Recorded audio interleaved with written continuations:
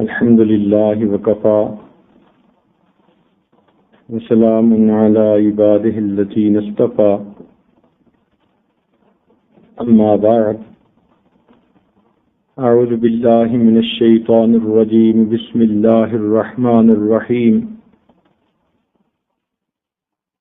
ومن آياته أن خلق لكم من أنفسكم أزواجا لتسكنوا إليها وجعل بينكم مودة ورحمة إن في ذلك لآيات لقوم يتفكرون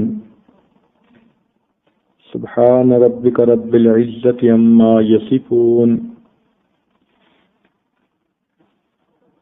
وسلام على المرسلين والحمد لله رب العالمين اللهم صل على سيدنا محمد وعلى آل سيدنا محمد وبارك وسلم اللهم صل على سيدنا محمد وعلى آل سيدنا محمد وبارك وسلم اللهم صل على سيدنا محمد وعلى آل سيدنا محمد وبارك وسلم ازدواجی زندگی گزارنے کے لیے ایک خامند کو کن باتوں کا خیال رکھنا چاہیے اور کن چیزوں سے بچنا چاہیے، یہ عنوانات پہلے کور ہو چکے۔ آج بزرگوں کے کچھ حالات و واقعات کہ وہ اپنے اہل خانہ کے ساتھ کیسا معاملہ رکھتے تھے، اور کچھ قرآنی تعلیمات پیش کرنے کا ارادہ ہے۔ قرآن مجید پہ نظر ڈالی جائے تو پتہ چلتا ہے کہ 3 چیزیں باعث سکون ہوتی ہیں۔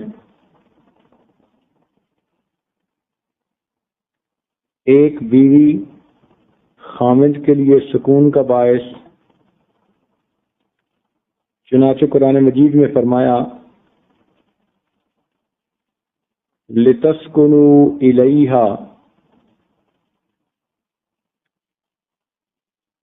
تم میں سے تمہارے لیے جوڑا اس لیے بنایا کہ تم اس سے سکون حاصل کرو۔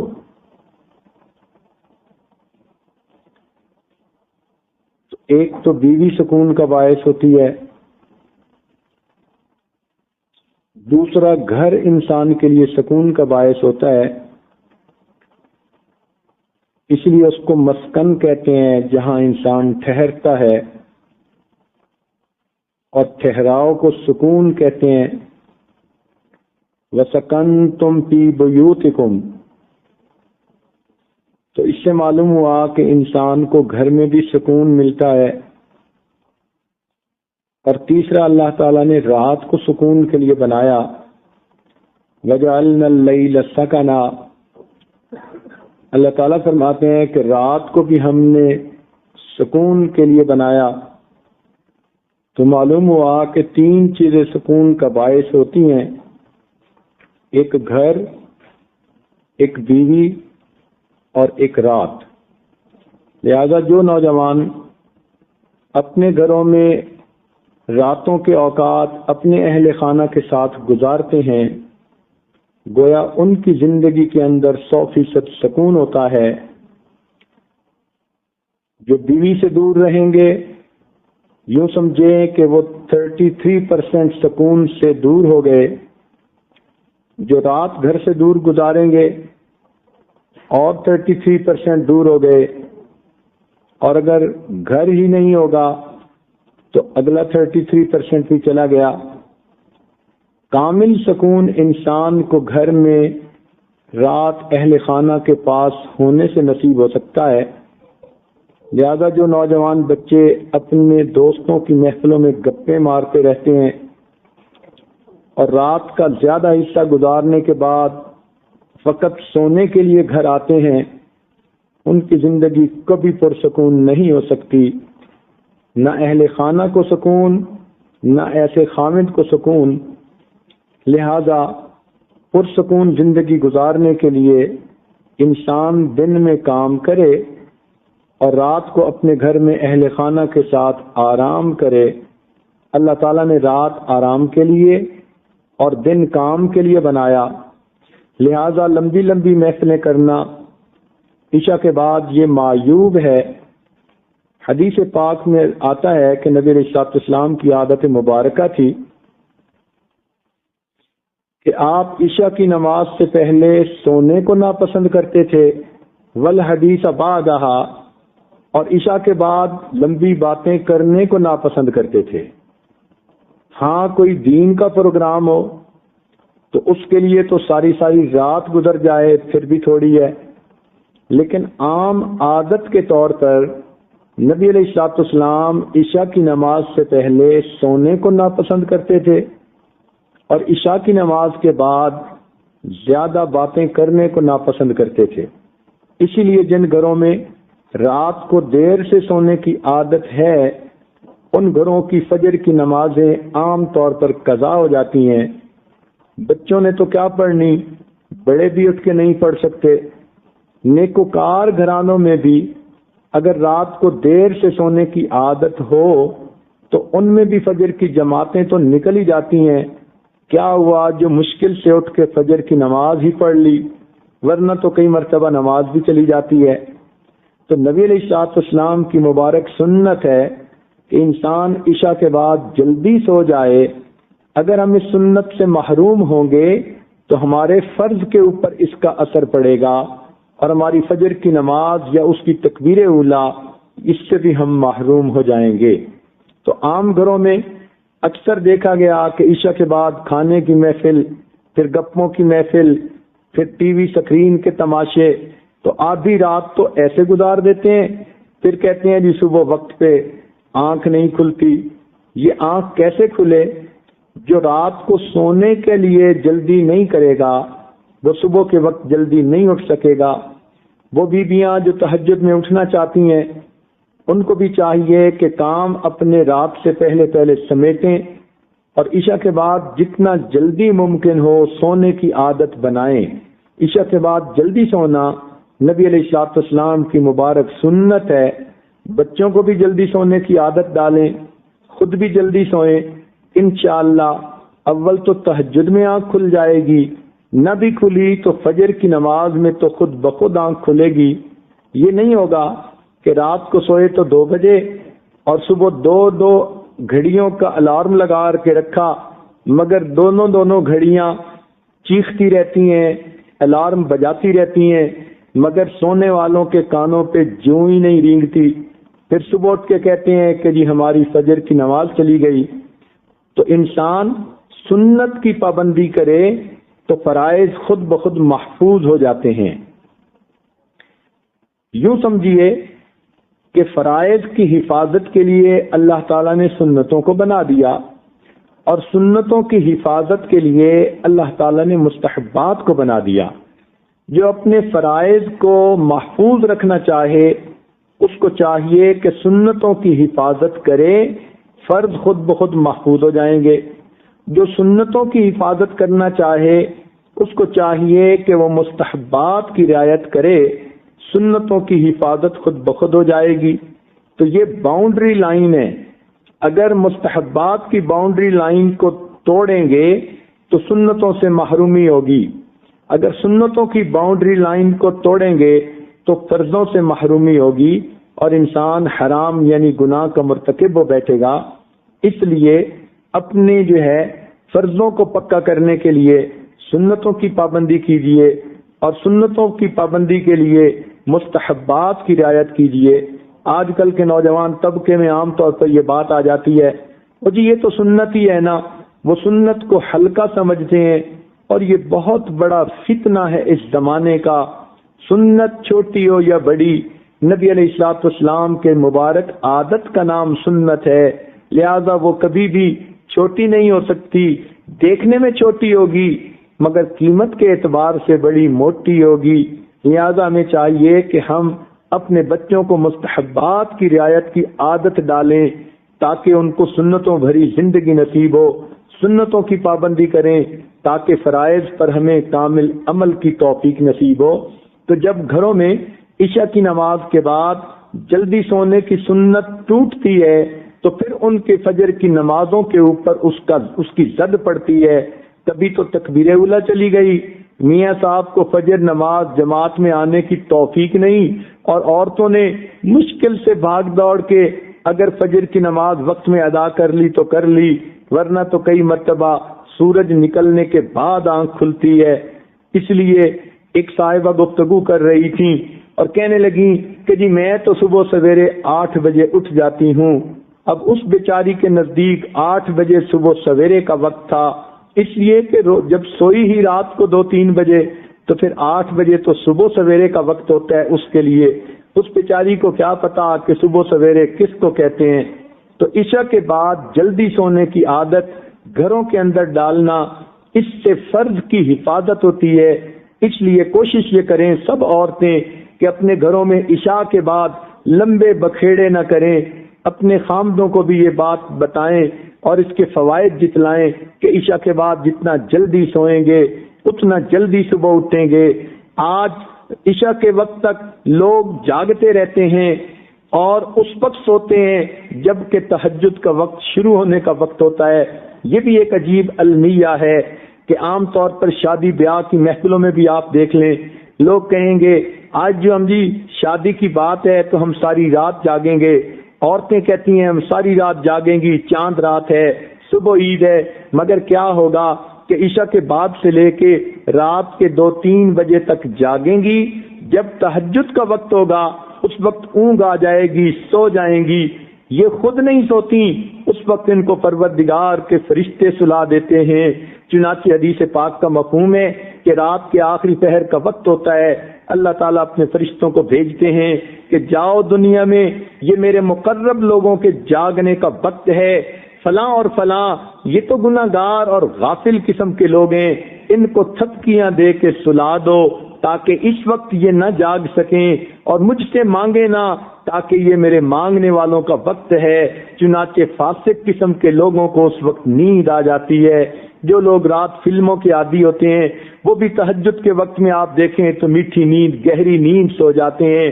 شادی کے فنکشنوں والے بھی رات 2 بجے تک جاگتے ہیں، پھر گہری نیند سو جاتے ہیں۔ وہ سوتے نہیں، ان کو سلا دیا جاتا ہے۔ پروردگار اپنے محبوب بندوں کے اٹھنے کے وقت میں ان فاسقوں کو جاگنے کی توفیق ہی نہیں دیتے۔ تہجد کے وقت تو وہی جاگتا ہے جو اللہ کے پسندیدہ بندوں میں شامل ہوتا ہے۔ اتنی رحمتیں اور برکتیں ہوتی ہیں۔ ہمارے بزرگ فرمایا کرتے تھے کہ جو عورتیں صبح اذانوں کے وقت اٹھ جاتی ہیں یا وہ بے شک تہجد پڑھیں یا نہ پڑھیں اس وقت کی برکتوں سے حصہ ضرور پا لیتی ہیں۔ تو ہمارے پہلے وقتوں میں عورتیں عشاء کے بعد جلدی سو جاتی تھیں اور اذان سے کچھ وقت پہلے اٹھ کر اس وقت لسی بنایا کرتی تھیں۔ تو ہمارے بزرگ فرماتے تھے کہ جو دیہات کی عورتیں اس وقت اٹھ کے لسی بنا لیتی ہیں وہ بھی اللہ کی رحمت سے محروم نہیں رہتی، کیونکہ اللہ کے پیاروں کے وہ جاگنے کا وقت ہوتا ہے۔ اس لیے ہر گھر میں یہ کوشش کی جائے کہ عشاء کے بعد جلدی سونے کی سنت پر عمل کیا جائے۔ اس کے لیے دعائیں بھی مانگیں، اے مالک کی سنت سے ہمیں محروم نہ کر دے۔ اپنے میاں سے مشورہ بھی کریں، اس کو اس کے فوائد بھی گنوائیں، اور جتنا جلدی ہو سکے اتنا جلدی کام سمیٹ کے جلدی سونے کی عادت ڈالیے۔ انشاءاللہ فجر کی نماز محفوظ ہو جائے گی، ورنہ تو امید ہے کہ تہجد کی بھی توفیق نصیب ہوگی۔ تو یہ بھی ایک بات درمیان میں آ گئی، اس لیے کھول دی کہ مرد بھی اس بات کا خیال رکھیں کہ اگر ہم رات کا زیادہ حصہ باہر گزاریں گے تو ہمیں سکون نہیں ملے گا۔ سکون ملنے کی 3 چیزیں قرآن نے بتائیں کہ رات کا وقت ہو، اپنا گھر ہو، اپنے اہل خانہ کے ساتھ انسان آرام کرے تو اللہ تعالیٰ اس کے دل میں کامل سکون عطا فرماتے ہیں۔ مزید برآں گھر کے اندر جب اس قسم کے معاملات کو افہام و تفہیم سے طے کر لیا جائے، آپس میں ایک دوسرے کے ساتھ مشورے سے طے کر لیا جائے، اس کا فائدہ ہے۔ اس لیے کہ جب بچے رات کو دیر سے سوئیں گے، صبح دیر سے جاگیں گے تو بچوں کی تربیت غلط ہوگی۔ ان کے دل میں اللہ تعالیٰ کے فرائض کی قدر کیسے آئے گی؟ تو جب اولاد والے ہو جائیں تو مردوں کو چاہیے کہ چھوٹے بچوں کی تربیت کی خاطر ان کو عادت ایسی ڈالیں کہ جلدی سوئیں اور صبح جلدی جاگیں تاکہ فجر ان کی ادا ہو سکے۔ لہذا اس تربیت کے لیے بھی ضروری ہے کہ بچوں کی شخصیت شروع سے ہی ایسی بنے، ورنہ تو کیا ہوتا ہے کہ لوگ رات کو 1-2 بجے تک جاگتے ہیں، اور اگر نیک ہیں تو پھر اٹھ کر فجر پڑھ لیں گے، اور پھر فجر کے بعد ایسی نیند آتی ہے کہ دوبارہ سو جاتے ہیں۔ پہلے وقتوں کے لوگ تہجد 2 نیندوں کے درمیان پڑھا کرتے تھے، آج کل کے نیک لوگ فجر کی نماز 2 نیندوں کے درمیان پڑھتے ہیں، پہلے بھی سوئے ہوئے فجر کے بعد بھی سو جاتے ہیں، تب جا کے کہیں 8-9 بجے ان کی نیند پوری ہوتی ہے۔ یہ نحوست ہے رات کو دیر سے سونے کی، اگر جلدی جاگتے تو صبح کو جاگنا نصیب ہوتا۔ تو فطری تقاضا یہی ہے، انسان رات کو سوئے اور دن کو جاگے۔ جلدی جاگنا نبی علیہ السلام کی مبارک سنت بھی ہے اور انسان کی صحت کے لیے بھی اچھا ہے، اس لیے کہ جب سورج نکلنے کے قریب ہوتا ہے ہوا کے اندر اوزون گیس ہوتی ہے اور وہ انسان کی صحت کے لیے انتہائی ضروری، سونے والا بستر پہ اس کو انہیل نہیں کر سکتا، ذرا باہر نکل کے ٹھنڈی ہوا لینی پڑتی ہے۔ تو اس میں جسمانی فائدہ بھی اور روحانی فائدہ بھی ہے۔ بالخصوص بچوں کو تو واقعی جلدی جگانا چاہیے تاکہ ان کی نشو و نما جسم کی بھی اچھی ہو، تربیت بھی اچھی ہو۔ حدیث پاک میں آتا ہے کہ جو آدمی فجر کے بعد سونے کا عادی ہو اللہ تعالیٰ اس کی یادداشت کو ختم کر دیتے ہیں۔ چنانچہ آپ تجربہ کریں کہ جن عورتوں کو فجر کے بعد سونے کی عادت ہو وہ بلکھڑ ہوتی ہیں، باتیں بھول جاتی ہیں، چیز رکھ کے بھول جاتی ہیں، کام کرنا تھا بھول جاتی ہیں، خاوند کو بات کہنی تھی بھول جاتی ہیں۔ یہ زیادہ بھولنے کی عادت عام طور پر فجر کے بعد سونے کی عادت کی وجہ سے ہے، کیونکہ حدیث پاک میں فرمایا گیا اور بعض روایات میں تو یہ بھی آیا کہ حلال رزق ان کے لیے تنگ کر دیا جاتا ہے، لہذا ان کو ادھر ادھر کا ملا جلا تو بہت کچھ مل جائے گا، حلال رزق کے دروازے بند کر دیے جائیں گے فجر کے بعد سونے والوں کے لیے۔ ہاں کوئی آدمی ایسا کہ جس کی ہے ہی ڈیوٹی رات کی، وہ اگر ساری رات جاگا فجر پڑھ کے سو گیا تو وہ اس بات سے خارج ہے۔ ہاں وہ اللہ والے جو راتوں کو جاگتے ہیں وہ عام طور پر اشراق کی نماز کے بعد پھر تھوڑی دیر آرام کرتے ہیں۔ اشراق کے بعد سونا بالکل ٹھیک ہے، بزرگوں کی عادت رہی ہے، مگر فجر اور اشراق کے درمیان حد الوسع نہیں سونا چاہیے، سوائے اس کے کہ رات کا حصہ انسان اتنا جاگے کہ اب یہ سوچے کہ نہیں سوؤں گا تو سارا دن مجھے کام کرنے کے اندر رکاوٹ ہوگی، پھر اس کی اجازت ہے۔ عام عادت نہیں بنانی چاہیے۔ دیکھا یہ گیا ہے کہ جن گھروں کے اندر کچھ کھانا پینا ہوتا ہے اللہ تعالیٰ نے دیا ہوا تو وہاں پر صبح کے وقت اسی طرح سوئے پڑے ہوتے ہیں، بلکہ موئے پڑے ہوتے ہیں، پورا گھر قبرستان کی طرح لگ رہا ہوتا ہے کہ سورج نکل چکا اور گھر کے لوگ جاگ بھی نہیں رہے ہوتے۔ اس لیے کفر کی دنیا میں صبح کا ناشتہ سیریل کا انہوں نے بنا لیا، نہ کچھ پکانا پڑے اور نہ کچھ تردد کرنا پڑے، بیوی اپنے وقت پہ جاگے، خاوند اپنے وقت پہ جاگے، بچے اٹھ کے سکول جاتے ہیں تو وہاں مائیں ان کے لباس پہلے ہی تیار کر کے رکھ دیتی ہیں، ان کو کہتی ہیں بیٹے صبح اٹھنا الارم لگا کر سکول جانا ہے۔ بچے اس لیے کہ سکول اگر نہ جائیں وقت پہ تو ان کو استاد کی طرف سے جھڑکیاں پڑتی ہیں، سکول کے اندر سزا ملتی ہے، وہ اپنے وقت پہ اٹھتے ہیں اور چھوٹے چھوٹے بچے اپنے کپڑے خود بدلتے ہیں، سیریل کا ناشتہ، ٹھنڈا دودھ بھی مل گیا اور کہیں سے ان کو جو ہے وہ کوئی سیریل بھی مل گیا تو بچے یہی کھا کے چلے جاتے ہیں۔ تو کفر کی دنیا نے ناشتہ اس لیے آسان کر لیا تاکہ جاگنے کی تکلیف اٹھانی نہ پڑے۔ اس لیے مسلمانوں کا جو ہے معاشرہ اس میں عشاء کے بعد جلدی سونا اور صبح کے وقت جلدی جاگنا۔ چنانچہ صحابہ کرام کے زمانے میں تہجد کے وقت اگر کوئی مدینہ میں چلتا تھا تو یوں آواز آتی تھی گھر گھر سے قرآن پڑھنے کی، جیسے شہد کی مکھیاں بن بھنانے کی آواز ہوتی ہے۔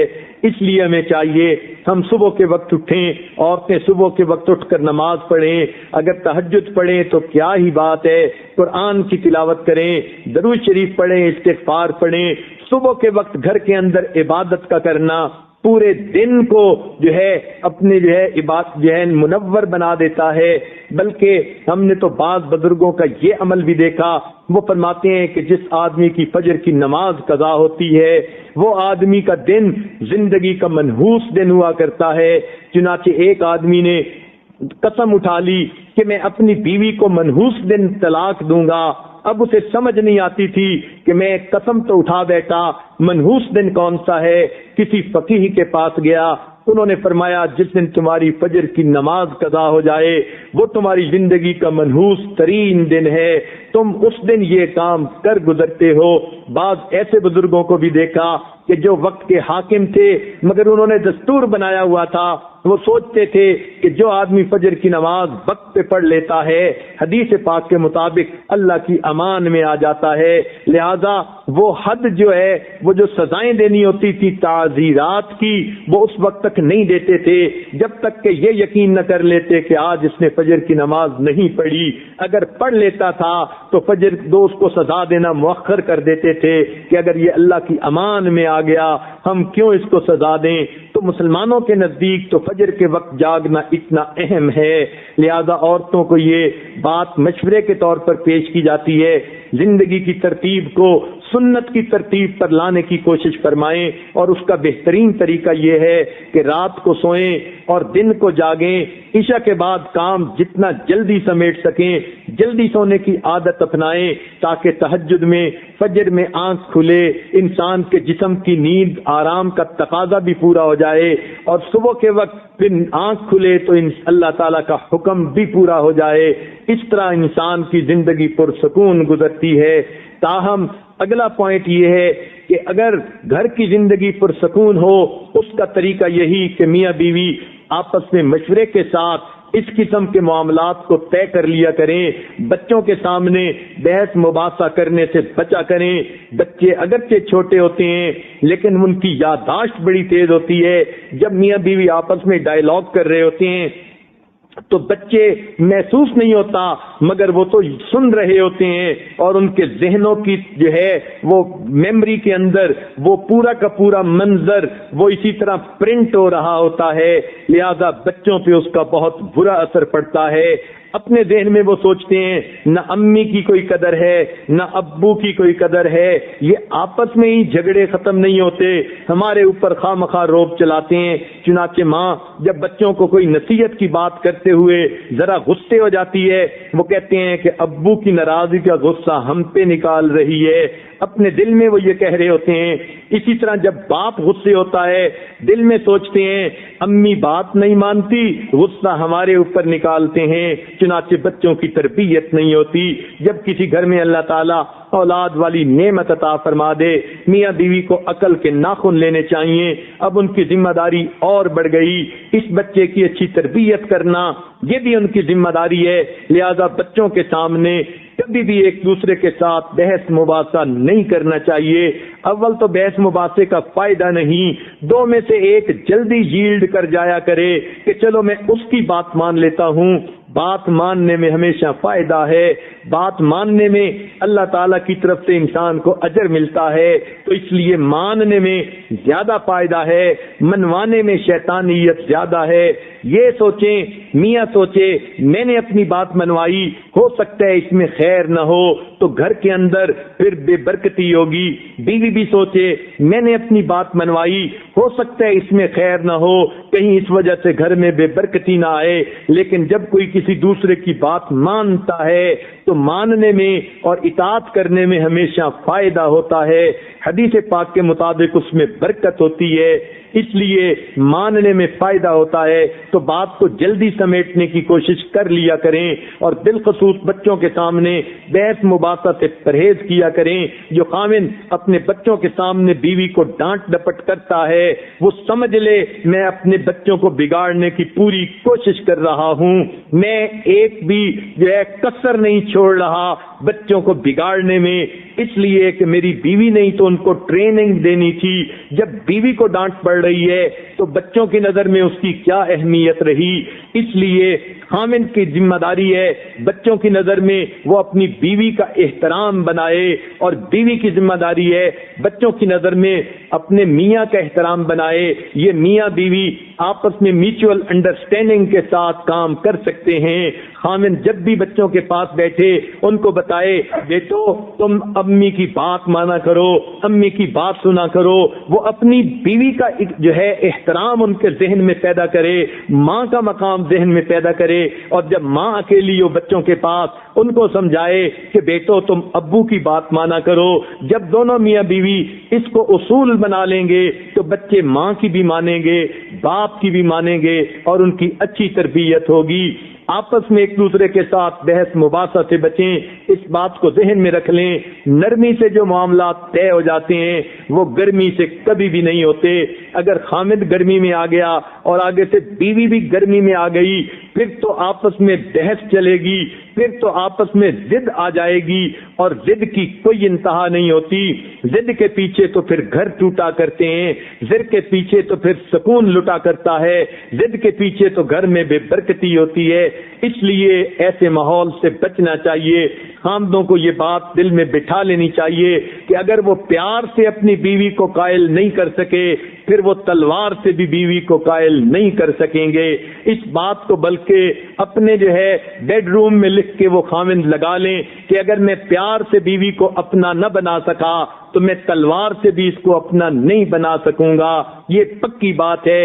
اس لیے کسی جو ہے دانشور نے یہ ایک بات کہی ہے تو عجیب سی مگر کہہ دیتا ہوں، اس نے یہ کہا کہ جو خامند بوسے کے ذریعے اپنی بیوی کا دل نہ جیت سکا وہ پھر جنگ کے ذریعے بھی بیوی کا دل نہیں جیت سکتا۔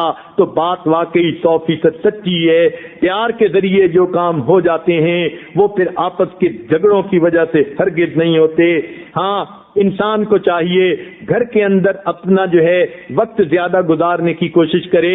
اگر انسان ہے خامد باہر چلا پھرا، حدیث پاک میں آتا ہے اس کی نظر کہیں اتفاقاً ایسی جگہ پر پڑ گئی جہاں اس کو کوئی زیادہ اچھی شکل نظر آ گئی، کوئی ٹھپا اچھا نظر آ گیا، حدیث پاک میں فرمایا اس کو چاہیے کہ گھر آ کے اپنی بیوی کے ساتھ وقت گزارے۔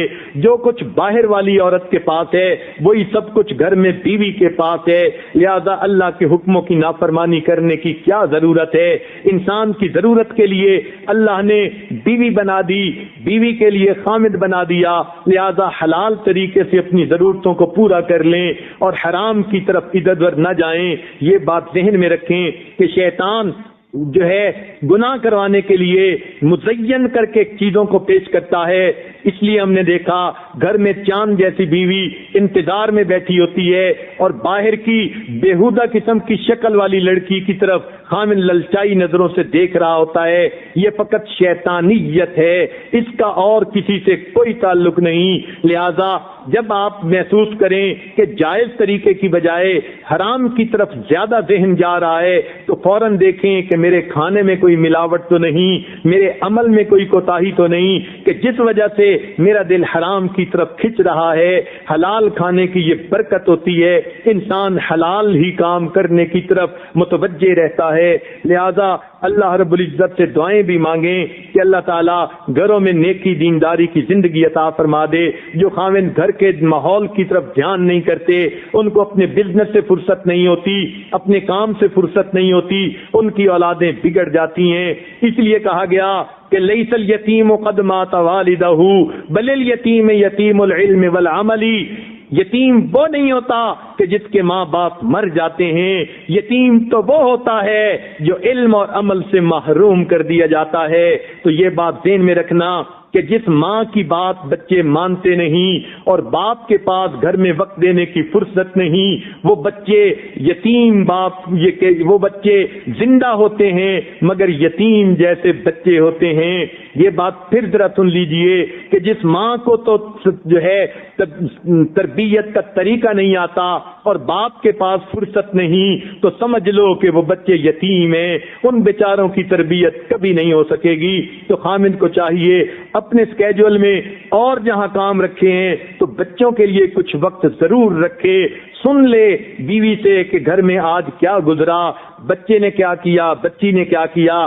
پھر عورت کو سمجھا دے آپ نے یوں نہیں کرنا یوں کرنا ہے. جب مل کے دونوں کام کریں گے بچوں کی تربیت یقیناً اچھی ہوگی. اور اگر عورت مرد جو ہے گھر میں دین کا خیال ہی نہ کرے، فقط کما کے پیسے تو لے آتا ہے اور گھر کی عورتوں کو کھلا خرچ کرنے کی اجازت دے رکھی ہے اور ہر سہولت دے رکھی ہے اور گھر کے اندر دین کے بارے میں ڈسکشن ہی نہیں ہوتی، تو یہ اس گھر کے مردوں میں اور مردوں میں کوئی فرق نہیں. اس لیے یہ عاجز کہتا ہے کہ جس گھر میں نیکوکار نفس نہ ہو وہ گھر تو جانوروں کا ڈربہ ہے. سارے گھر کے اندر جانور بنے ہوئے زندگی گزار رہے ہیں.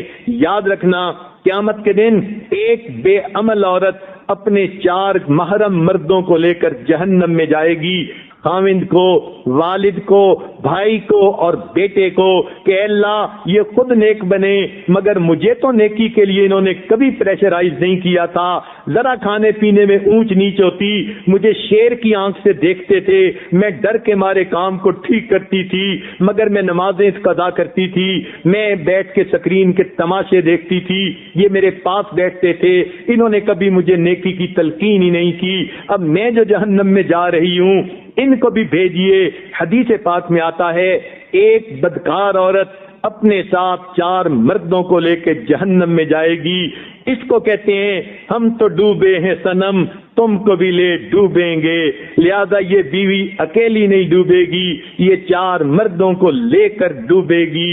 اس لیے گھر کے اندر دین کی فضا کو پیدا کرنا یہ انتہائی اہم اور ضروری ہے. اور گھر کے اندر عام طور پر یہ دیکھا کہ ساس بہو کے جھگڑے ہر جگہ ہوتے ہیں. اس کی بنیادی وجہ تو کم علمی ہوتی ہے، علم نہیں ہوتا. اور اگر علم دین کا ہو بھی صحیح تو تربیت دونوں طرف کی جو ہے پوری نہیں ہوتی، کمی ہوتی ہے.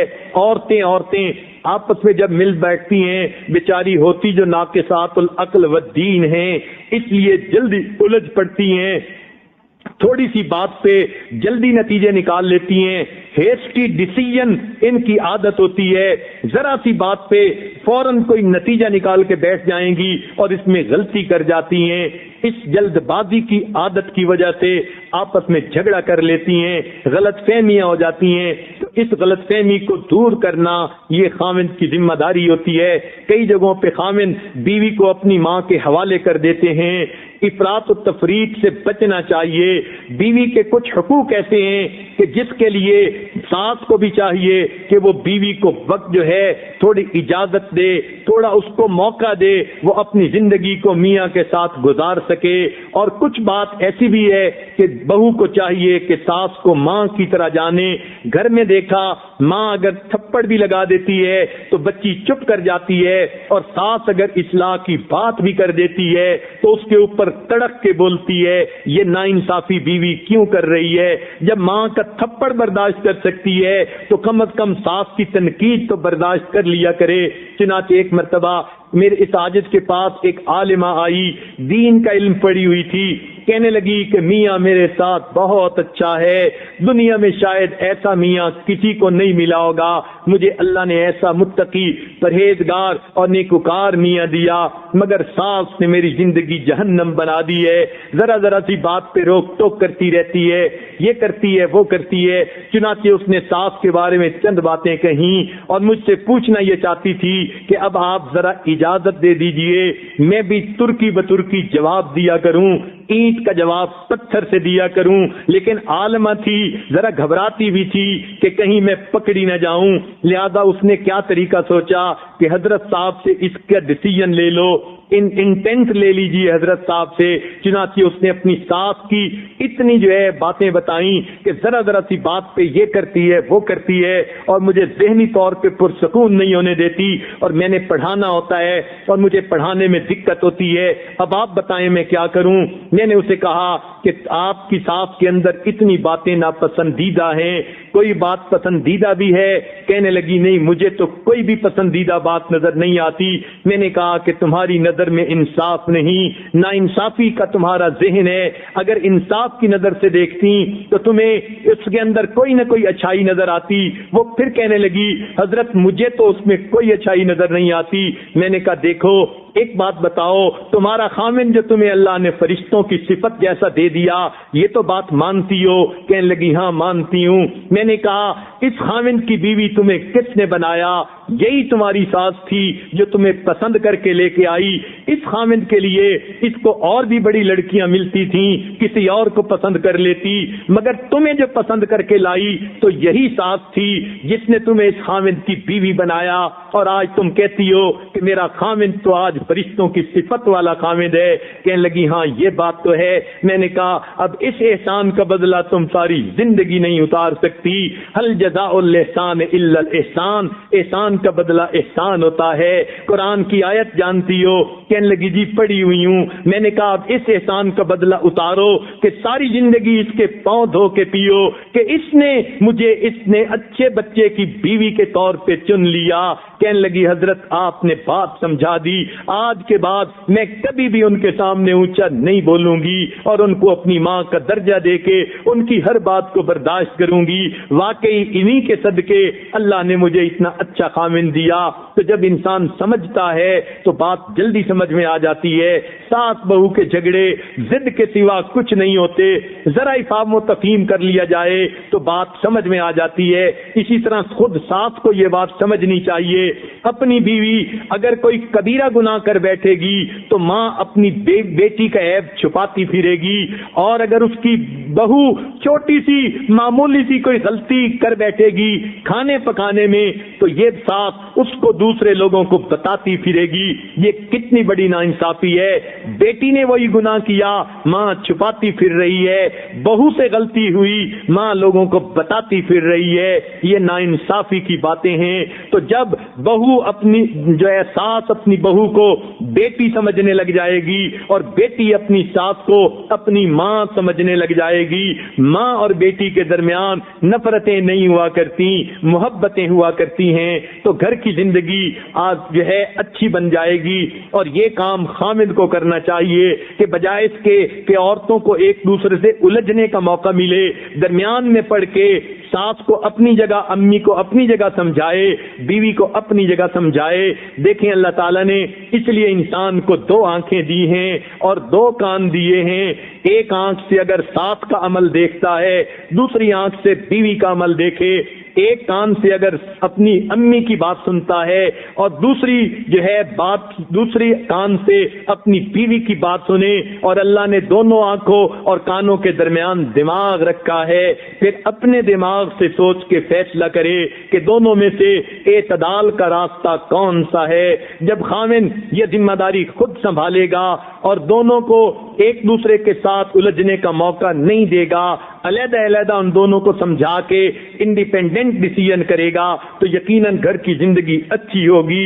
رب کریم گھر کی جھگڑوں سے، لڑائیوں سے محفوظ فرما لے۔ لہذا گھر کے اندر زندگی گزارتے ہوئے اپنی بیوی کے ساتھ بھی پروقار رہنا چاہیے۔ ایک غلط عادت خامدوں میں یہ بھی دیکھی کہ گھر کے اندر جب آتے ہیں تو کوئی ان کے نہ بیٹھنے اٹھنے کا طریقہ، نہ کپڑے پہننے کا طریقہ، گندے بنے پھریں گے اور سمجھیں گے کہ بیوی کو ہمارے لیے سنورنا چاہیے، اور ہمیں تو بیوی کے لیے سنورنے کی کوئی ضرورت نہیں۔ ہمارے جسم سے پسینے کی بو آتی پھرے، گندے کپڑے پہن کے بیٹھتے پھریں۔ کئی لوگوں کے منہ سے تو سگریٹ کی بو ایسے آتی ہے کہ 10 فٹ پہ بیٹھے ہوئے بندے کو نفرت آتی ہے۔ معلوم نہیں ان کی بیویاں ان کے ساتھ گھروں میں کیسے زندگی گزارتی ہیں۔ تو خود خاوند کو بھی چاہیے بیوی کے سامنے پروقار رہے۔ نبی علیہ الصلوۃ والسلام کی عادت شریفہ تھی، سنیے اور دل کے کانوں سے سنیے۔ سیدہ عائشہ صدیقہ رضی اللہ عنہا فرماتی ہیں گھر کے اندر داخل ہوتے تھے، پروقار طریقے سے داخل ہوتے تھے اور مسکرا کر داخل ہوتے تھے، چہرے مسکراتے چہرے کے ساتھ داخل ہوتے تھے، اہل خانہ کو سلام کرتے تھے۔ اور روایت میں آتا ہے، ذمہ داری سے اس کی دلیل دے سکتا ہوں کہ نبی علیہ الصلوۃ والسلام گھر میں آ کے سب سے پہلے اپنا مسواک کیا کرتے تھے۔ تو مسواک کرنے کا کیا مطلب؟ اپنے منہ کو صاف کرتے تھے تاکہ اگر کچھ باہر کھایا پیا بھی ہے تو اس کی منہ سے مہک چلی جائے۔ کئی تو خاوند ایسے ہیں ان کے منہ سے مردوں جیسی بو آ رہی ہوتی ہے اور پھر سمجھتے ہیں کہ کیوں ہمیں گھر کے اندر عزت نہیں ملتی. ان باتوں کا خیال رکھنا چاہیے. شریعت نے ان کا خیال رکھا ہے. نبی علیہ السلام گھر تشریف لاتے تھے, آتے ہی اپنے وضو فرماتے تھے. معلوم ہوا ہاتھوں کو صاف کیا, چہرے کو اپنے دھو لیا, منہ کو صاف کر لیا. اب انسان اگر کسی کے پاس بیٹھے گا بھی صحیح تو ذرا چہرے کے اوپر بھی تازگی ہوگی اور منہ سے بھی بو نہیں آئے گی. تو یہ طریقے ہیں اچھی زندگی گزارنے کے. دیکھنے میں چھوٹی چھوٹی باتیں ہیں مگر ان کی وجہ سے طبیعتوں کے اندر نفرتیں آ جاتی ہیں. لہذا اس بات کا بھی خیال رکھیے. بیوی کے سامنے پروقار رہنے کی کوشش کیجیے. آج تو گھروں کے اندر پروقار رہنے والا سلسلہ خامدوں نے بالکل ہی چھوڑ دیا. حکیم ترمذی رحمت اللہ علیہ کے بارے میں آتا ہے وہ اپنے گھر میں اپنی بیوی کے سامنے بھی ناک صاف نہیں کیا کرتے تھے, اس لیے کہ جب ایک ناک صاف کر رہا ہوتا ہے دوسرے کو عجیب سا لگتا ہے, نفرت سی ہو رہی ہوتی ہے. وہ بیوی کے سامنے بھی ناک صاف نہیں کرتے تھے تاکہ اس کے دل کے اندر کوئی ملال نہ آئے. تو وہ تو اپنی بیویوں کے ساتھ اتنا محبت اور پروقار رہتے تھے. آج گھروں میں ان چیزوں کا خیال نہیں رکھا جاتا. چنانچہ اپنی بیوی کی برائیاں ہر وقت کرنے کی بجائے کبھی اس کی تعریف کی اور پھر اس کی برائیوں کے بارے میں اس کو تنہائی میں سمجھایا کریں اور کہا کریں ایک بات میں آپ سے کرنا چاہتا ہوں, آپ ذرا میری بات توجہ سے سننا. اور یہ اصول میاں بیوی بنا لیں, جب خامد بول رہا ہو تو بیوی سنے, جب بیوی بول رہی ہو تو خامد سنے. درمیان میں ایک دوسرے کی بات کاٹنا یہ تو جاہلوں کا شیوا ہوتا ہے, یہ تو بے وقوفوں کی نشانی ہوتی ہے. اور عام طور پر آج یہی ہوتا ہے, خامد نے بات شروع کی, بیوی نے بات کاٹ کے اپنی شروع کی, خامد نے پھر اپنی دلیل دی. چنانچہ ایک دوسرے کی سننے کی بجائے دونوں اپنی اپنی سنا رہے ہوتے ہیں, سن کوئی بھی نہیں رہا ہوتا. اور یہی گھروں کی وہ بربادیوں کی وجہ بن جاتی ہے. جیسے کسی نے ایک عجیب بات کہی تھی کہ جب میری شادی ہوئی شروع میں بولتا تھا میری بیوی سنتی تھی, جب میری شادی ہوئی شروع میں بولتا تھا میری بیوی سنتی تھی, پھر جب اولاد کافی ہو گئی وقت آیا کہ جب بیوی بولتی تھی اور میں سنتا تھا, اور پھر جب ہم دونوں بوڑھے ہو گئے تو ہم دونوں بولتے تھے اور محلے والے سنتے تھے. تو بات ایسی بن جاتی ہے کہ کئی مرتبہ میاں بیوی دونوں بول رہے ہوتے ہیں, اولادیں سن رہی ہوتی ہیں یا قریب کے پڑوسی سن رہے ہوتے ہیں. تو یہ غلطی بھی ہرگز نہیں کرنی چاہیے. تحمل مزاجی سے دوسرے کی بات ناپسندیدہ صحیح سن ضرور لیں, پھر اس کے بعد اپنی بات آگے سے بتا دیں تو آپ کی بات کو پھر سن لیا جائے گا. چنانچہ ایک بزرگ جو تھے انہوں نے کسی بنا پر اپنی بیوی کو طلاق دے دی. بہت تنگ تھے, مجبور ہو کے انہوں نے ایسا قدم اٹھا لیا. چنانچہ ایک آدمی ملنے کے لیے آیا, اس نے کہا جی آپ نے اپنی بیوی کو طلاق دے دی. انہوں نے آگے سے کوئی بات نہیں کی. فرمانے لگے ارے میاں جب وہ میری بیوی تھی میں نے اس وقت اس کی غیبت کبھی نہیں کی تھی, اب تو وہ اجنبیہ بن گئی, اب میں اس کی غیبت کیسے کر سکتا ہوں. تو سوچئے ہمارے مشائخ تو اپنی بیویوں کی غیبت سے بھی پرہیز کیا کرتے تھے اور بیویاں اپنے خامدوں کی غیبت سے بھی پرہیز کیا کرتی تھیں. چنانچہ ایک حدیث پاک میں آتا ہے جو خامد اپنی بیوی کی ایذا رسانی پہ صبر کرے گا یا بیوی اپنے خامد کی ایذا پر صبر کرے گی, اللہ تعالیٰ ان کو صبر ایوب کی مانند ثواب عطا فرمائیں گے. لہذا یہ جو صبر کر جانا ہے یہ بھی بہت بڑی بات ہے, اللہ تعالیٰ کے ہاں بخشش کا ذریعہ بن جاتی ہے. رب کریم اپنی مہربانیاں فرما دیتے ہیں. عام طور پر کنفیوژن کہاں سے شروع ہوتے ہیں کہ جب میاں بیوی آپس میں کچھ باتیں چھپانا چاہتے ہیں. جیسے عام مشہور ہے کہ خامد اپنی تنخواہ ٹھیک نہیں بتاتا اور بیوی اپنی عمر ٹھیک نہیں بتاتی. بالکل اسی طرح کئی باتیں ایسی ہوتی ہیں جب کہیں دال میں کالا ہوتا ہے, دل کے اندر کوئی آپس میں وہ فاصلہ ہوتا ہے, پھر ایک دوسرے سے باتیں چھپانا شروع کر دیتے ہیں. بیوی خامد سے باتیں چھپانی شروع کرتی ہے, خامد بیوی سے باتیں چھپانا شروع کرتا ہے. یہ بنیاد بنتی ہے لڑائی اور جھگڑے کی. کبھی ایسا نہیں کرنا چاہیے. ایک دوسرے کے ساتھ فیئر ہو کے رہنے کی زندگی گزاریں. خامد بیوی کے ساتھ فیئر ہوگا, بیوی خامد کے ساتھ فیئر ہوگی, اللہ تعالیٰ ان کی زندگی کو فیئر بنا دیں گے. پھر ایک دوسرے پر اعتماد ہوگا اور اچھی زندگی گزر جائے گی۔ بات بتانے سے گریز کرنے سے غلط فہمی بڑھ جاتی ہے، اور بات کو چھپا کر آدمی کب تک چھپاتا ہے، دوسرا ٹو میں لگا رہے تو بات کا پتہ تو چل ہی جاتا ہے۔ لہذا ایک دوسرے کے ساتھ دل کو صاف رکھنا چاہیے اور دلوں کو کھول دینا چاہیے۔ ایسا نہ ہو آدھی بات بتائی آدھی رکھ لی۔ وہ جیسے ایک لطیفہ مشہور ہے کہ کسی عورت نے آواز دھم سی سنی، اس نے دور سے پوچھا کہ کیا ہوا؟ خاوند نے جواب دیا کرتا پاجامہ گر گیا ہے۔ اس نے کہا کرتا پاجامہ گرنے کی تو اتنی آواز نہیں ہوتی۔ کہنے لگا ہاں میں بھی کرتے پاجامے کے اندر تھا۔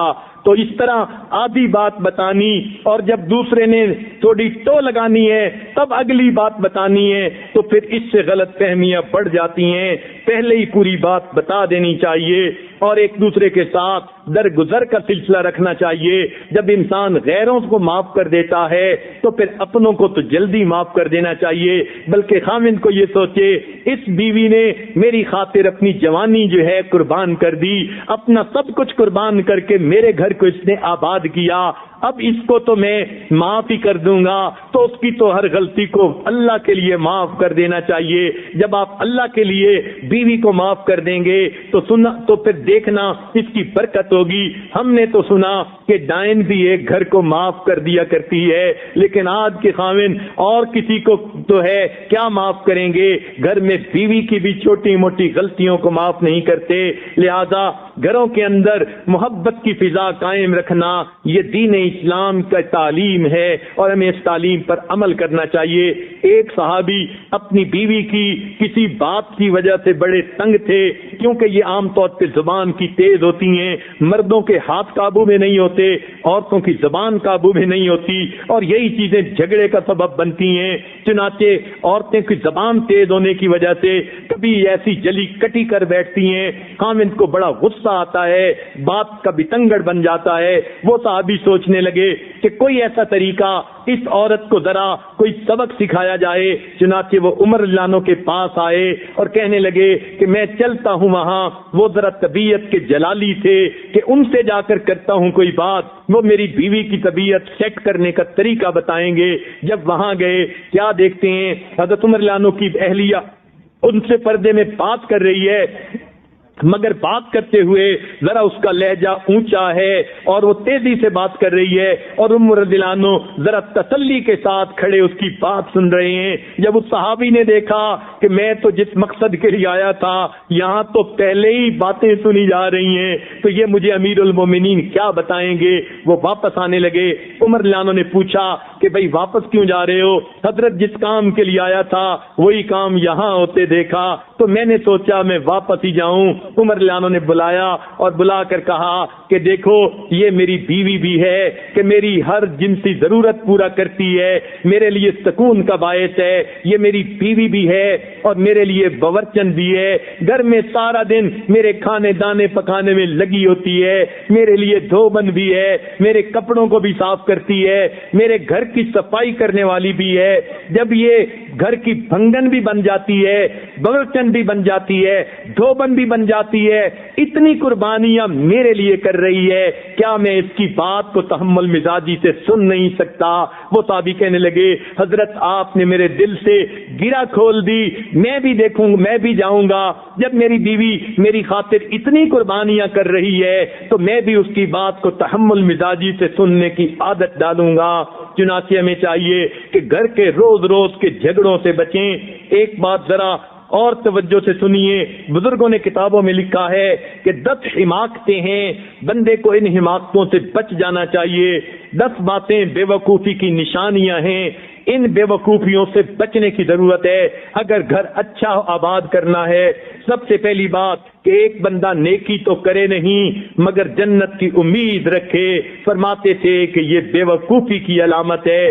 توجہ فرمائیے، کیا فرماتے تھے کہ ایک آدمی نیکی تو کرے نہیں اور جنت کی امید رکھے، یہ بے وقوفی کی علامت ہے۔ نمبر 2، ایک آدمی خود بے وفا ہو اور دوسروں سے وفا کی امید رکھے، فرماتے تھے یہ بے وقوفوں کی نشانی ہے۔ تیسری بات، ایک آدمی کی طبیعت میں سستی ہو اور وہ چاہے کہ میری خواہشیں پوری ہو جائیں، فرماتے تھے یہ بے وقوفی کی علامت ہے۔ سست آدمی کی خواہشیں کبھی پوری نہیں ہوتی، اپنی خواہشوں کو پورا کرنے کے لیے کام کرنا پڑتا ہے۔ تو فرماتے تھے کہ سستی ہو بندے کی طبیعت میں اور دل میں امید رکھے کہ میری خواہشات، میرے آبجیکٹو پورے ہو جائیں گے، تو یہ بے وقوفی کی علامت ہے۔ نمبر 4 فرمایا کرتے تھے آدمی اپنے بڑوں کی نافرمانی کرے اور امید رکھے کہ چھوٹے میری فرما برداری کریں گے، فرماتے تھے یہ بے وقوفوں کی علامت ہے۔ ایسا کیسے ہو سکتا ہے جب ہم نے اپنے بڑوں کی فرما برداری نہ کی، چھوٹے ہماری کیسے کریں گے؟ پھر 5ویں بات فرمایا کرتے تھے کہ آدمی بیماری کے اندر بد پرہیزی کرے اور پھر شفا کی امید رکھے، یہ جو ہے بے وقوفوں کی علامت ہے۔ شوگر کے مریض ہیں، میٹھا کھانے سے بچتے نہیں، پھر کہتے ہیں جی کمپلیکیشن ہوتی جا رہی ہیں، وہ تو ہوں گی ہی صحیح، بچنا پڑے گا، اس لیے بد پرہیزی نہیں کرنی چاہیے۔ تو جو آدمی بیماری میں بد پرہیزی کرے اور شفا کی امید رکھے، فرماتے تھے یہ بے وقوفی کی علامت ہے۔ 6 بات فرماتے تھے کہ جو آدمی اپنی آمد سے زیادہ خرچ کرے اور خوشحالی کی امید رکھے، یہ بے وقوفوں کی علامت ہے۔ اور کئی مرتبہ عورتیں ایسی غلطی کر گزرتی ہیں، جتنی چادر اتنے پاؤں پھیلانے چاہیے۔ اگر خامن کی ایک حد تک جو ہے وہ آمد ہے تو پھر اپنے خرچوں کو بھی اتنا رکھیں، اگر خرچے زیادہ کر لیں گی تو پھر جھگڑے ہوں گے۔ اس لیے فرماتے تھے بزرگ کہ ایک آدمی تنخواہ سے زیادہ خرچ کرے اور پھر خوشحالی کی امید رکھے، یہ بے وقوفی کی علامت ہے۔ 7ویں بات فرماتے تھے کہ مشکل وقت میں لوگوں کی مدد بندہ نہ کرے اور امید رکھے کہ میرے مشکل وقت میں لوگ میری مدد کریں گے، فرماتے تھے یہ بے وقوفوں کی علامت ہے۔ اور 8ویں بات کہ فرمایا کرتے تھے کسی دوسرے کو راز بتا کر یہ کہہ دینا کہ آگے نہ بتا دینا، آگے نہ بتانے کی امید رکھنا، یہ بے وقوفوں کی علامت ہے۔ اور عام طور پر یہ بات زیادہ دیکھی گئی کہ عورتیں ایسی باتیں جو دوسرے کو نہیں بتانا چاہتی وہ اس کو کہتی ہیں کہ اچھا میں نے تو تمہیں بتا دیا، آگے نہ بتانا۔ وہ کہتی ہے بہت اچھا، پھر وہ آگے کسی کو بتاتی ہے اور کہتی ہے میں نے تو تمہیں بتا دیا، آگے نہ بتانا۔ آگے نہ بتانے کی امید پر یہ راز اوپن سیکرٹ بن جاتا ہے، ٹاک آف دی ٹاؤن بنا ہوا ہوتا ہے۔ اور عورتیں اس عادت میں اکثر ملوث دیکھی گئیں، دل میں بات رکھ نہیں سکتی، ذرا سی بات میں اپنا سب کچھ بتا دیں گی، جو پیٹ میں لیے پھریں گی وہ بھی بتا دیں گی۔ لہذا اس بات کا جو ہے خیال رکھنا چاہیے، راز راز ہوتا ہے۔ المجالس بالامانہ، مجالس کے اندر جو باتیں ہوتی ہیں وہ امانت ہوتی ہیں۔ اگر دوسرے بندے نے اس کو پسند نہیں کیا تو یہ باتیں دوسرے کے سامنے نہیں کہنی چاہیے، مگر وہ باتیں جو شریعت کی حدود کے اندر ہوں، باہر کی بات کبھی سوچیں بھی نہیں۔ لہذا ایک بندہ دوسرے کو راز بتا دے اور امید رکھے کہ یہ آگے راز نہیں بتائے گا، فرماتے ہیں کہ یہ بے وقوفی کی علامت ہے۔ اور 9ویں بات فرمایا کرتے تھے کہ 2-4 دفعہ گناہ کر کے پھر اسے چھوڑنے کی امید کر لینا، یہ بے وقوفوں کی علامت ہے۔ اور نوجوان ایسا ہی کرتے ہیں، دل کہتا ہے اچھا یہ گناہ ایک دفعہ کر لیتا ہوں پھر چھوڑ دوں گا، تو جب یہ دل میں امید آ گئی کہ 2-4 دفعہ گناہ کر کے پھر چھوڑ دیں گے، یہ بے وقوفی کی علامت ہے۔ گناہ جب کر لیا عادت بڑھ جاتی ہے، پھر انسان گناہ سے بچ نہیں سکتا، اس لیے 2-4 دفعہ بھی نہیں کرنا چاہیے۔ تو یہ 9 باتیں بے وقوفی کی علامت ہے۔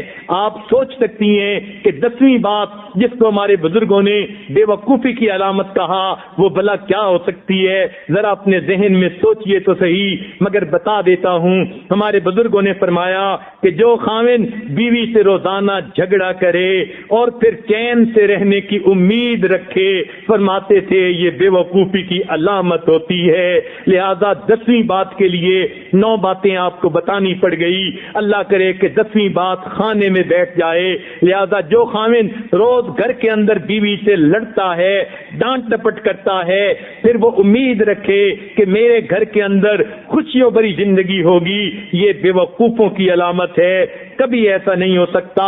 یاد رکھیں بیوی کوئی بکری نہیں ہوتی کہ جو جنگل سے آئی اور ہم نے پکڑ کے اس کے گلے میں رسی ڈال لی. وہ کسی کی بیٹی ہوتی ہے اور ہم نے اس کو خود جا کر مانگا ہوتا ہے اور اس کو عزتوں سے گھر لا کے بٹھایا ہوتا ہے. اس کے حقوق ہوتے ہیں, لہذا اس کے حقوق کو پورا کرنا چاہیے. جب کلمہ پڑھا تو پوری شریعت پر عمل کرنا انسان پر لازم ہو گیا. اسی طرح جب نکاح میں قبلتو کا لفظ کہا تو بیوی کی سب ذمہ داریاں خامد کے سر پہ آ پڑیں. ان کو نبھانا چاہیے, مرد بن کر نبھانا چاہیے. اب ذرا اس پورے مضمون کو یہ عاجز ذرا جو ہے سمیٹتا ہے تاکہ آپ اس بات کی جو ہے پوری جو ہے وہ جو سینٹرل آئیڈیا ہے اس کو سمجھ سکیں کہ بنیادی مقصد یہ ہے خامد گھر کے اندر پیار محبت کی زندگی گزارے تاکہ گھروں کے اندر الفتیں اور محبتیں ہوں, بچوں کی تربیت اچھی ہو, میاں بیوی خوشیوں بھری زندگی گزاریں. یہ گھر جنت کے گھر کا نمونہ سا بن جائے, چھوٹا سا گلشن بن جائے, پھول ہی پھولوں. جب میاں بیوی پرسکون ہوں گے تبھی تو اولاد کی تربیت کر سکیں گے, اور اگر آپس میں جھگڑوں سے ہی فرصت نہیں تو اولاد کی تربیت کون کرے گا؟ اس لیے کسی نے کہا کہ جب میری شادی نہیں ہوئی تھی میرے دل میں بچوں کی تربیت کے 5 مختلف پلاننگ تھیں, اور اب میری شادی ہو گئی, میرے 5 بچے ہیں اور بچوں کی تربیت کی ایک پلاننگ بھی دماغ میں نہیں ہے. یہ ایسا ہی ہوتا ہے, آپس کے جھگڑوں سے فرصت نہیں ہوتی, بچوں کی تربیت کا وقت کہاں سے ملے گا؟ لہذا گھر میں محبت و پیار کی زندگی گزاریے تاکہ بچوں کی تربیت اچھی ہو اور اس امت کو نئی نسل دین و چلنے والی بن جائے. ایک بات ذرا توجہ فرمائیں اور اس کو جو ہے خامد حضرات ذرا توجہ سے سنیں کہ جب کسی بندے کی کوئی سفارش کر دیتا ہے اور سفارش کرنے والا قریبی ہوتا ہے تو پھر بندہ اس کی غلطیوں کو معاف کر دیتا ہے. ہم نے دیکھا سفارش ماں کر دے بچہ مان لیتا ہے, بہن کر دے مان لیتا ہے. اب سوچئے اگر کسی کا والد اس کو سفارش کر دے بیٹا بات مان لو وہ مان لیتا ہے. اچھا ذرا اور سوچئے اگر کسی کے پیر و مرشد اس کو سفارش کر دیں کہ یہ بات ایسے کر لو اور بات بھی اتنی بڑی نہ ہو تو وہ بندہ یقیناً بات کو مان لے گا. انہوں نے سفارش کر دی. اب ذرا اور سنیے اگر کسی کو موقع ملے بالفرض خواب میں نبی علیہ الصلوۃ والسلام کسی کی سفارش کر دیں تو یقیناً وہ اس کا خیال کرے گا میرے آقا نے فرمایا میں اس پر عمل کر لوں. ارے نہیں, اس سے بڑی بات کرنی ہے اور آپ کو آج ایک بات سمجھانی ہے. اللہ رب العزت نے قرآن پاک میں سفارش کی کن کی عورتوں کی اس لیے کہ یہ کمزور ہوتی ہیں. خامن کے مقابلے میں پروردگار نے کمزور کی سائیڈ لی, کمزور کا خیال رکھا. وہ کمزوروں کا پروردگار اتنا خیال کرنے والا ہے چنانچہ قرآن پاک کی آیت میں فرمایا وَعَاشِرُوهُنَّ بِالْمَعْرُوفِ, اے خاوندو تم اپنی بیویوں کے ساتھ اچھے انداز کی زندگی گزارو. تمام مفسرین نے اس آیت کے تحت لکھا ہے ان 2 لفظوں کے ذریعے اللہ تعالیٰ نے بیویوں کی سفارش کی خاوند کو کہ اے خاوند تو اپنی بیوی کے ساتھ اچھی زندگی گزار. لہذا مفسرین نے لکھا جو دنیا میں اللہ کی سفارش پر عمل کرے گا قیامت کے دن اللہ اسے جہنم کی آگ میں نہیں ڈالیں گے. فرمائیں گے میرے بندے میں نے سفارش کی تھی تو نے اس کا لحاظ رکھا, چل میں تیرا حساب نہیں لیتا, آج تجھے میں جنت میں بھیج دیتا ہوں. اور جو بندہ اللہ تعالی کی سفارش کا دنیا میں خیال نہیں رکھے گا پھر جب اللہ کے پاس پہنچے گا اللہ تعالیٰ فرمائیں گے اچھا تو نے میری سفارش نہیں مانی تھی, اب ذرا میں تیرا حساب ٹھیک طریقے سے لیتا ہوں. چنانچہ خاوند پکڑے کھڑا ہوگا, زنجیریں بندھی ہوئی ہوں گی اور ایک ایک بات کا حساب دینا پڑ جائے گا. سوچئے تو صحیح پھر انسان کا کیا بنے گا. لہذا دل چاہتا ہے بیڈ روم کے اندر یا انسان گھر میں جہاں داخل ہوتا ہے سامنے قرآن مجید کے ان 2 لفظوں کو موٹا کر کے لکھوا دینا چاہیے اور فریم میں سجا دینا چاہیے. وَعَاشِرُوهُنَّ بِالْمَعْرُوفِ, عاشروہن یہ معاشرت سے ہے.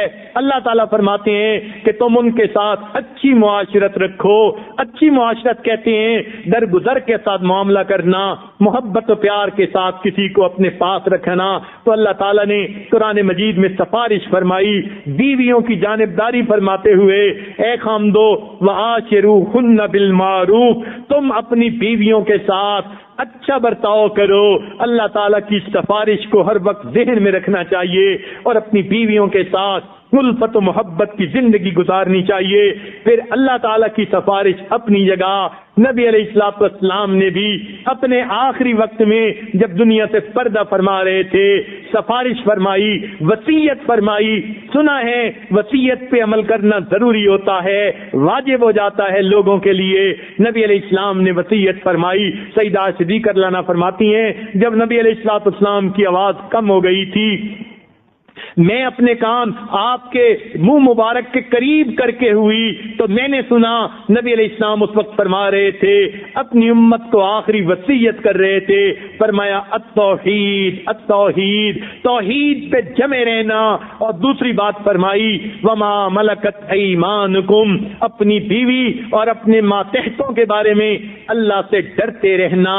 یعنی جیسے انسان تقریر کرنے کے بعد اپنا آخری مدعا بتا دیتا ہے، نچوڑ بتا دیتا ہے، گویا نبی علیہ الصلوۃ والسلام نے ساری زندگی کی تعلیمات کا نچوڑ اپنے آخری لمحے میں اپنی امت کو پہنچا دیا۔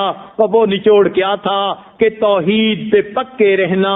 اور دوسری بات فرمائی بیوی اور ماتحتوں کے بارے میں اللہ سے ڈرتے رہنا۔ یہ نبی علیہ السلام کی وصیت ہے، لہذا خامدوں کو چاہیے ذرا ہوش کے کانوں سے سنیں کہ اللہ تعالیٰ نے بھی سفارش فرمائی وعاشروہن بالمعروف، اور نبی علیہ السلام نے وصیت فرمائی وما ملکت ایمانکم، لہذا چاہیے کہ نبی علیہ السلام کی وصیت پر بھی عمل کریں، اللہ تعالیٰ کی سفارش پر بھی عمل کریں، اور گھروں کے اندر ہم نیکی کی زندگی گزاریں۔ پھر دیکھیں اللہ تعالیٰ کی کیسی برکتیں ہوں گی۔ ہمارے پیر و مرشد حضرت مرشد عالم رحمت اللہ علیہ اپنا واقعہ سنایا کرتے تھے، فرمانے لگے ایک مرتبہ بڑھاپے کی آخری یعنی وفات سے 1 سال پہلے کی بات ہے، فرمانے لگے میں وضو کر رہا تھا، بیوی مجھے پانی ڈال رہی تھی، وضو کرنے میں میری مدد کر رہی تھی۔ ایک مرتبہ پانی ڈالنے میں ذرا سا کوئی کوتاہی ہوئی کہ وہ توجہ کہیں اور تھی تو میں نے اسے ڈانٹ دیا، وہ خاموشی ہو گئی، صبر کر لیا، آگے سے ایک لفظ اس سے نہیں بولا۔ میں وضو کر کے جب مسجد میں نماز کے لیے چلا، راستے میں یہ آیت میرے دل میں آئی کہ اللہ تعالیٰ تو سفارش کرتے ہیں وعاشروہن بالمعروف، اور میرا یہ حال ہے کہ بیوی نے پانی ڈالنے میں تھوڑی سی دیر کر دی، میں نے اس کو جھڑکی دے دی، اب میں نے بیوی کا دل توڑا، وہ تو صابرہ شاکرہ ہے، آگے سے ایک لفظ نہیں بولی، مگر میں نے تو جھڑکی پلا کے دل توڑا۔ اگر میں نے بیوی کا دل توڑا، رب کی نماز پڑھنے جا رہا ہوں تو رب میری نمازیں کیسے قبول کرے گا؟ میں کیسے امامت کے مصلی پہ کھڑا ہوں گا؟ فرماتے ہیں جماعت ہونے میں وقت قریب تھا، میں نے کہا میں آ کے نماز پڑھاتا ہوں، انتظار کرو۔ پھر واپس گھر گیا، جا کر اپنی بیوی سے معافی مانگی کہ مجھ سے غلطی ہوئی، معمولی بات پہ میں نے ڈانٹ پلا دی۔ بیوی تو پہلے ہی معاف کر چکی تھی، اس نے مسکرا کے کہا میں تو اس بات کو بھول ہی گئی تھی، میں نے معاف کر دیا۔ فرماتے ہیں اس کے بعد میں مسجد میں آیا، تب امامت کے مصلی پہ قدم رکھا، اب میری عبادتیں اللہ کے ہاں قبول ہوں گی۔ سوچئے ہمارے مشائخ تو گھروں میں اپنی بیویوں کے ساتھ ایسی پیار والی، محبت والی، درگزر والی زندگی گزارتے تھے۔ آج ہم حافظ بھی ہیں، قاری بھی ہیں، عالم بھی ہیں، صوفی بھی ہیں، دیندار بھی کہلاتے ہیں، مگر گھروں کے اندر کیسی زندگی گزارتے ہیں کہ گھر کو لوگوں کے لیے جہنم کی طرح بنا رکھا ہے۔ پتہ نہیں قیامت کے دن ہماری بخشش کیسے ہوگی۔